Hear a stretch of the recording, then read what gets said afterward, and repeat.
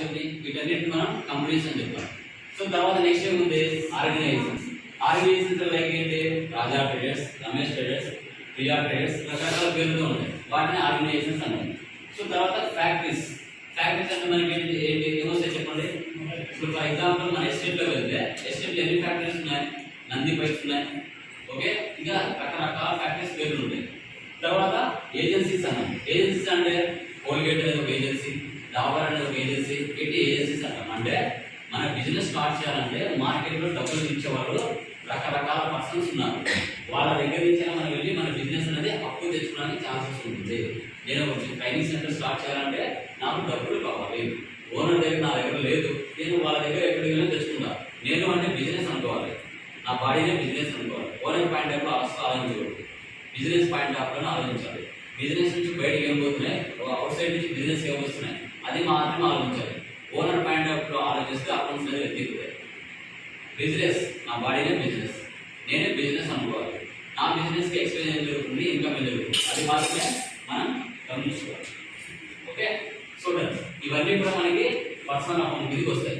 Next ఏముంది real account. Okay, capital అనేది తెచ్చుకున్నాం, ఒక బిజినెస్ ట్రైనింగ్ సెంటర్ తెచ్చుకోవాలనుకున్నాం, లైక్ స్టార్ట్ చేయాలనుకున్నాం, క్యాపిటల్ అనేది మార్కెట్లో తెచ్చుకున్నాం, బాగుంది. నెక్స్ట్ ప్రాసెస్ ఏంటి, క్యాపిటల్ ఉందండి, డబ్బు ఉంది, నేను ఒక ట్రైనింగ్ సెంటర్ స్టార్ట్ చేయాలి. తర్వాత నేను ఏం చేయాలి, డబ్బు తెచ్చుకోవాలి, ప్లేస్ చూసుకోవాలి కదా, ప్లేస్ ఇంకా ఇంకేం చూసుకోవాలి చెప్పండి, ఇంకా ఏంటి వర్కర్స్, ఇంకా ఇంకేం కావాలి.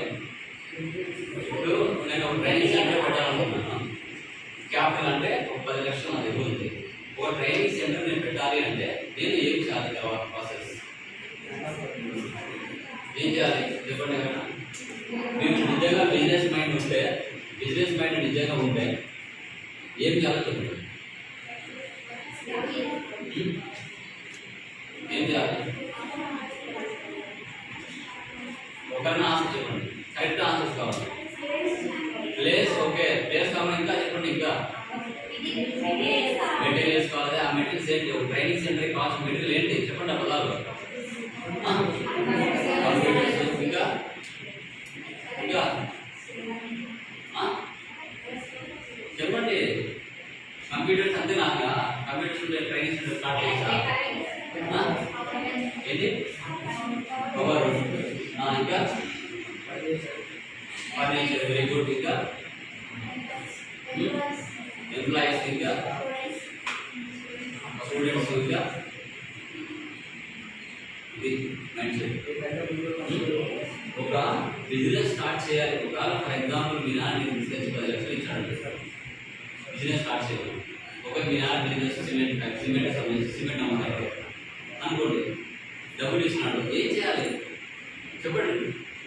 రేపు మీరే ఓన్గా బిజినెస్ పెట్టుకోవాలనుకుంటే ఏం చేస్తారనుకున్నాను, కొంచెం సెన్సిటివ్గా ఆలోచించండి.